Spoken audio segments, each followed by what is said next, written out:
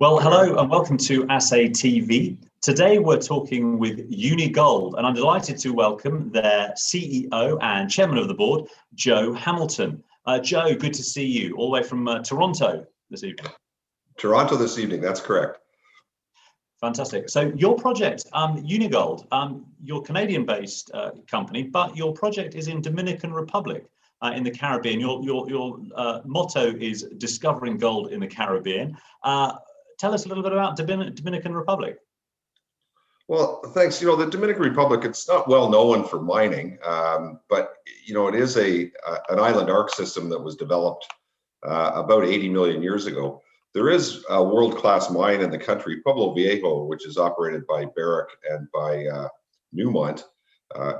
Produces about 800,000 to 1 million ounces a year. It's a fairly substantial operation, and arguably perhaps one of Barrick's best mines. But as far as metallic mines and gold mining is concerned, it's a relatively new jurisdiction. There's not a lot of mines there. We've been doing exploration for about 20 years.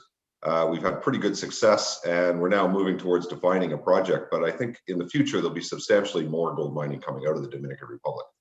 And all the legislation, the mining codes, it's all in place, ready to go? It is. It's been in place for over 20 years for the most part. And it's pretty clearly defined, and it's an easy system to navigate. It's a result of putting together applications for exploration concessions, and then after a 3 to 5 year period, you must reapply for exploration concessions. But moving into mining concessions, once a project's been defined and an economic study's been completed, it's possible to get a 75-year mining license over top of a project, which gives very good tenure and very good security for the stakeholders in the projects. Fantastic. And you've just released a technical report on your Candelones project. Tell us a little bit about what that's highlighted. Well, of course, that was our most recent technical report. We've done a total of 3 technical reports since 2013. The most recent one was written to primarily move oxide resources into a measured indicated category in preparation for doing a pre-feasibility study. And that pre-feasibility study then will use to underpin an application for a mining license over a part of our concession. So that was really the objective behind the latest technical report. It moved about 80 to 85% of the oxide resources into a measured indicated category. We did not update the sulfide portion of the resources, which is a much larger piece. We intend to do that later on this year. Our previous estimate on the sulfide resources was done in 2015. It showed about 900,000 ounces at about 5 grams of gold per ton in the sulfides. But we've done about 30,000 meters of drilling since 2016 that is not in any study. There's been some very good results come out of that. So when we finish our current round of drilling, which is about another 15,000 meters, then we'll update the sulfide resource. And I think we'll see a substantial increase there as well. And in the oxide resource, what are we talking about? What size are we talking about there?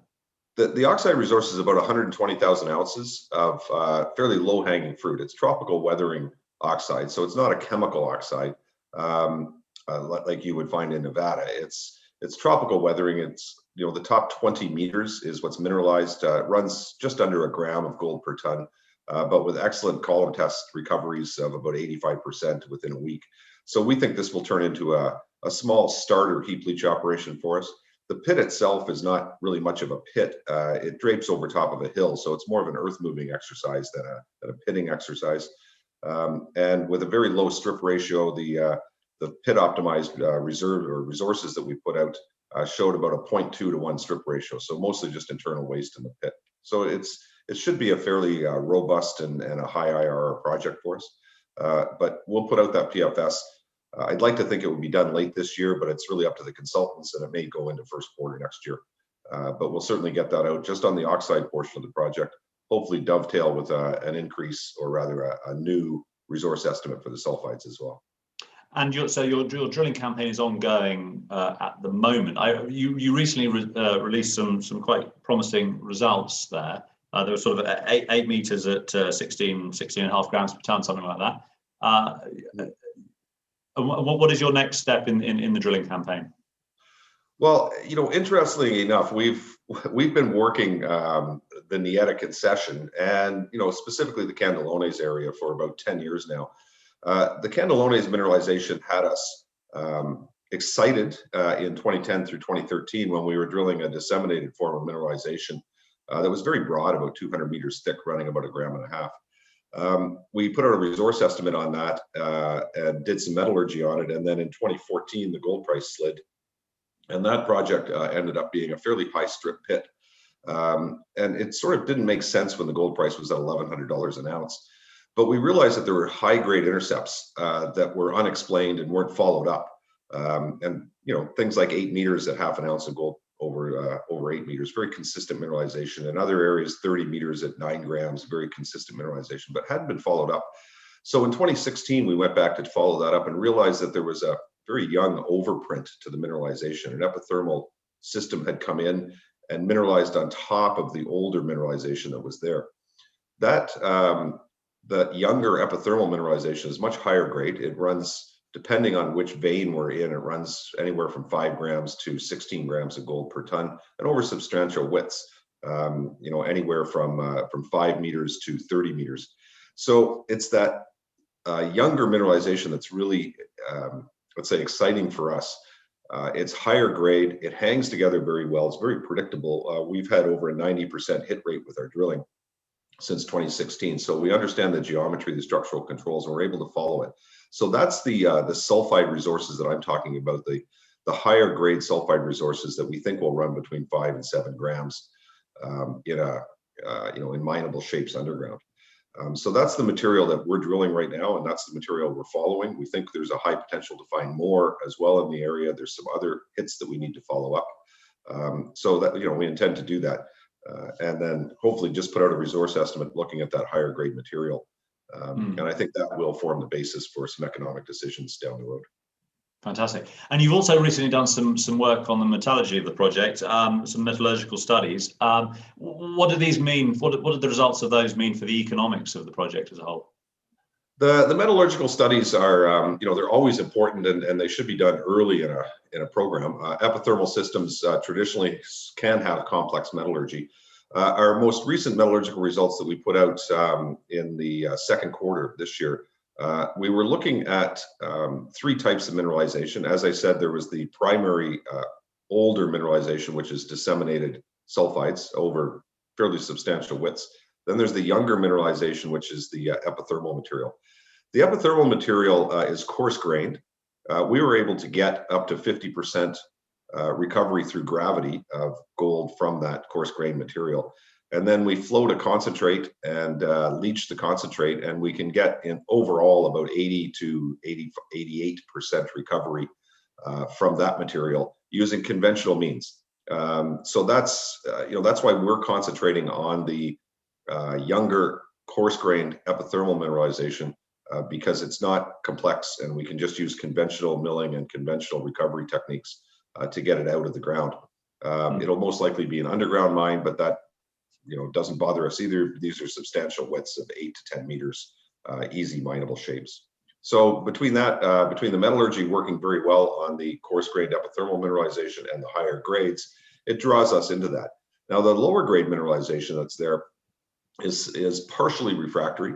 We can get about a 50% recovery from that lower grade mineralization. And when I say lower grade, it runs between 1 and 2 grams. We don't think it will make cutoff in an underground mine in any case. But it is of interest to someone who's got deeper pockets, someone like Barrick or Newmont or Lundin Mining, perhaps, that already run autoclaves. That low-grade disseminated mineralization may be of interest to them. There's over 2 million ounces of it that we've identified in inferred resources, but it's not of interest to us simply because it's low-grade. It probably won't make cutoff, and the capital costs are too high for the project. So we're going to concentrate on the higher-grade epithermal mineralization, which in our last resource estimate in 2015 showed about 900,000 ounces at about 5.2 grams. As I said, we put in substantially more drilling since then, and we'll update that resource towards the end of this year, early next year. Fantastic. And how are you funding all of this work? Well, like most exploration companies, we're funding it through equity issues in the market. Our balance sheet currently has about $5.5 to $5.6 million on the balance sheet. We just finished a raise at the end of June. We'll carry on with that work. Our current drill program should eat up about $3 million of that budget, and then we'll reassess early in the new year and see where we are. But a good time to be a gold exploration company, I guess. Well, certainly, you know, with the amount of quantitative easing that's been going on in the global monetary markets, it seems to me that the gold price has, you know, only one direction to go, which is up if we believe that, you know, gold is, you know, offsets fiat currencies.